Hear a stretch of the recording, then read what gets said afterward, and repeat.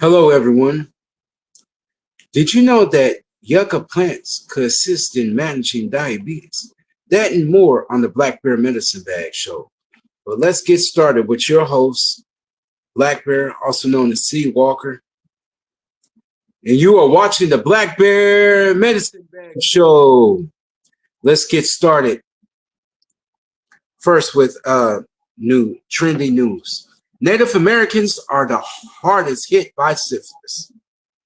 Infection rates in the Southwest 27-mile of the Navajo Reservation encompass a square mile part of Arizona, New Mexico, and Utah are part of the hardest hit regions. Syphilis infection nationwide have climbed rapidly in the recent years, reaching a 70-year high in 2022, according to the Disease Prevention. That rise comes from a shortage of penicillin, the most effective treatment. Let's stop right there.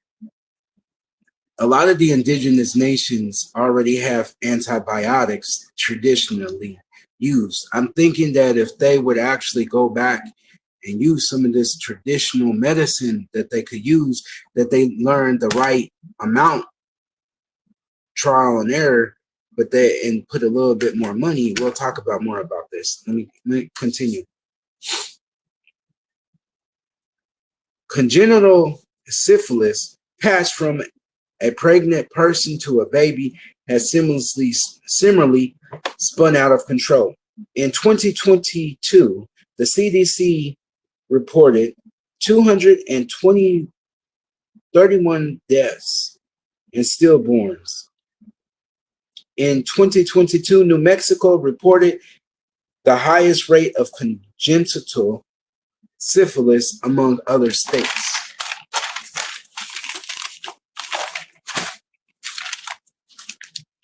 Primary and secondary stages of syphilis were the highest in South Dakota, which is the secondary highest rate of congenital syphilis.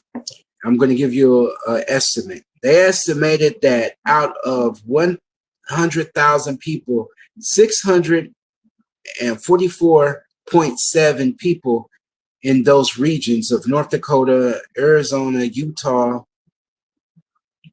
New Mexico, all are carrying syphilis.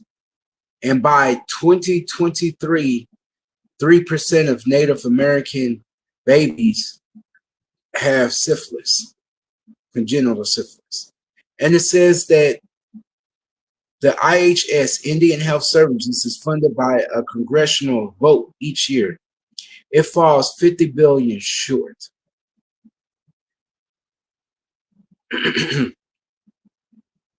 The IH spends a little than a third of what the Veteran Administration spends per patient, and half of what a federal prison spends for per patient for healthcare costs. So basically, indigenous communities are being affected by not having enough funding. They're closing down prenatal clinics. They're closing down clinics because there's not enough funding. And they're closing down birthing centers also, where women could go and get tested for all kind of STIs, get the type of treatment that they need. So to combat this disparity, there's teams set up throughout the native nations, as far as the Neta, which is the Navajo territory, and the Lakota territory. They setting up teams that drive out to the remotest part of the res, and they pass out free self-examination tests.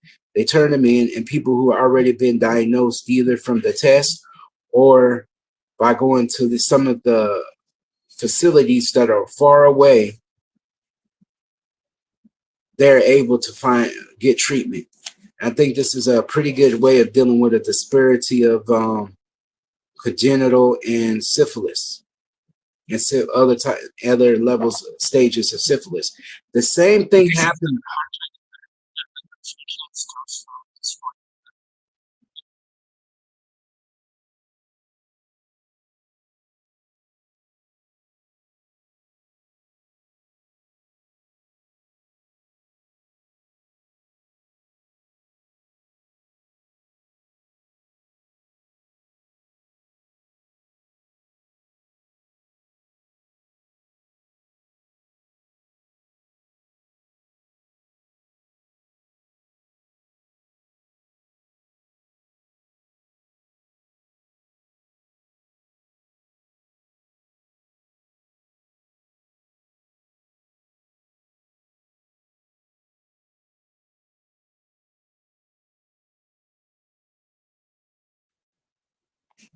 Sorry about that, y'all. I was having technical difficulties.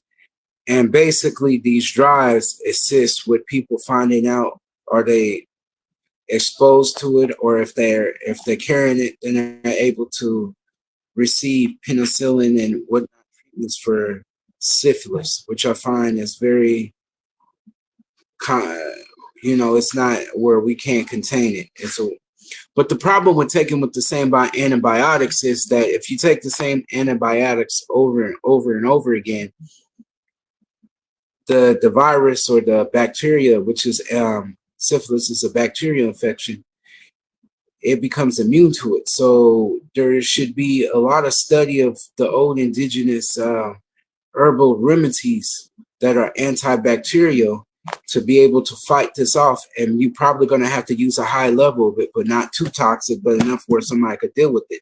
That's why you need more indigenous services and research and building certain buildings so on the res, so they could figure these things out, so they don't have to rely on the pharmaceutical companies who don't care about them, the IHS who doesn't care, as we could tell is being controlled by the government, because it said it's half of what is spent on a prisoner, federal prisoner, and a third spent on a veteran. And veterans don't always get the best health care, even if they got their papers. They still don't.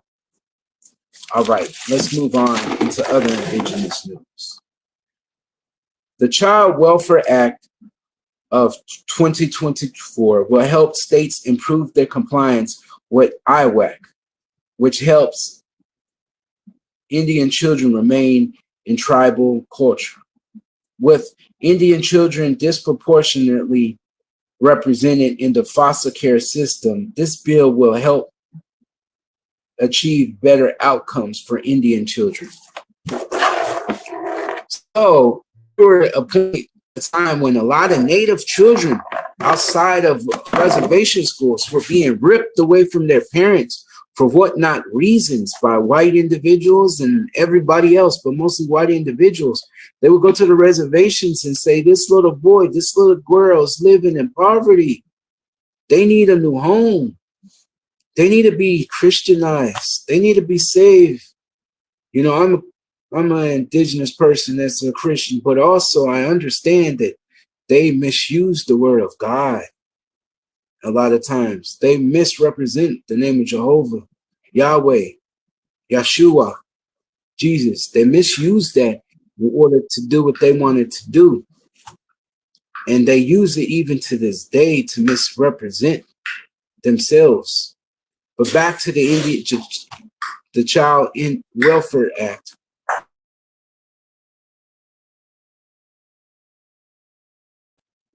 The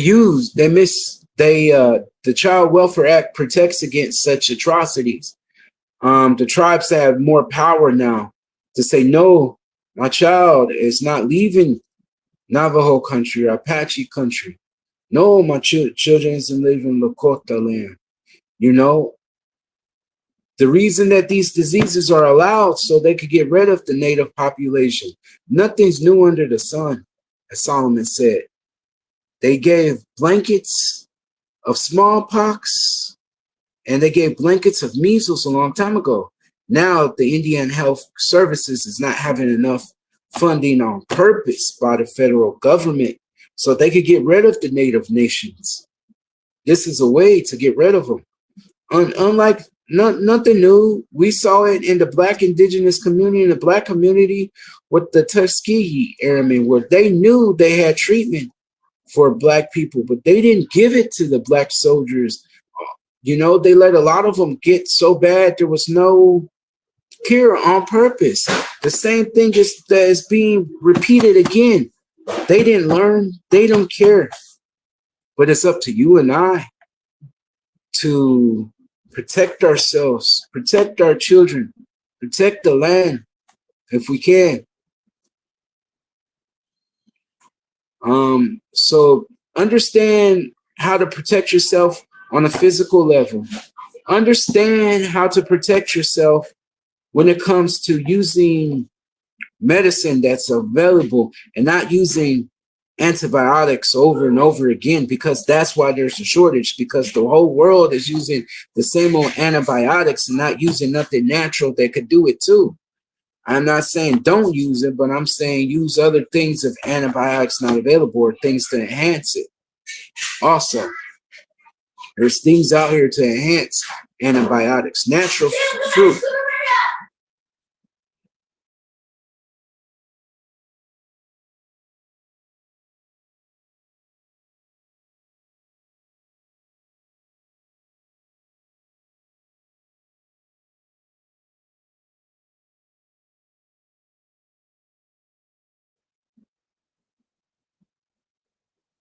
There are a lot of things that help fight against diabetes. There's a lot of things out there that I could teach people, that I will on the show, and get out there and learn more, because we're at war mentally, physically, and spiritually. We're at war. And this is the way that they're going to do it against. Now let's lead into why I'm here. It's called the Black Bear Medicine Bag Show. Medicine Bag usually has two meanings: a spiritual meaning that we won't discuss today, and a medicine, actual herbal medicine. And that's what we'll discuss today, the herbal side of it, because that's what my main goal is to teach both native and non-native people who are interested in the old way. And we bring more native people on here who have knowledge about the medicine bag, as far as gathering different things to help herbs and plants and roots. All right, let's jump in. Yucca. The number one thing yucca can help with is digestive. If you got a problem with your stomach, it can assist. Another thing, if you're feeling like a cold, something coming down, the yucca plant is known to help with your immune system. Number two, the yucca plant has been known to help with diabetes, managing and lowering the sugar levels. It could be used as an antioxidant if you're trying to prevent cancer or have cancer. Another natural plant that you could use to fight against and have a better outcome of surviving cancer. It helps with weight loss. It helps with various healings, as far as if you have a cut or wound, you could use it like that. Okay, 1 second. Sorry about that, y'all. Okay, I'm back. Yucca plants are also known to indigenous people would use it for skin sores, sprains, inflammation, bleeding by putting the putik or bath. You could help yourself. It's used for hair care. You can make, actually, out of the yucca, you can make a soap out of it. And it can also treat stomach ailments.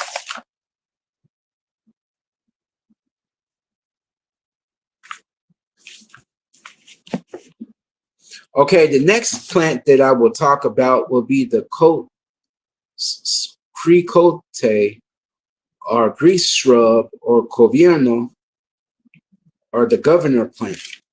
It helps with gallbladder issues, kidney stones. You can boil it in a tea. It's also an anti-fungal that treats athlete foot. It also, the indigenous people would use it for ringworms, snake bites, sprains, inflammation, infertility. Did I say that again? Yes, I did. I said infertility. If you're having problems making babies, this would be the tribes that would use it would be the Pima, the Yavapai, the Coahuila, the Daiguno, which I never even heard of, and they're from Mexico. Wound and skin care. It also would be treating with elements like aches and pains, wounds, snake bites, menstrual cramps, stomach, respiratory problems. And some of the things would, you would take a bath in the leaves. Sometimes you would cut it up and put it on the body part. Okay, I got one more indigenous plant that I think that we could use. Everybody can use, native and non-native. Give me 1 second. It's called prickly pear. It may reduce the levels of diabetes using insulin and certain glucose. You can also use it for wounds and burns. Natives will also put it on the flesh and promote healing. Actually, another thing to fight against cancer is it contains antioxidants that have compounds that reduce cancer. They also will reduce blood and cholesterol. So if you guys who have diabetes, sugar problems, and heart problems, this is good. Weight loss and skin and hair care also, prickly pear would be good for.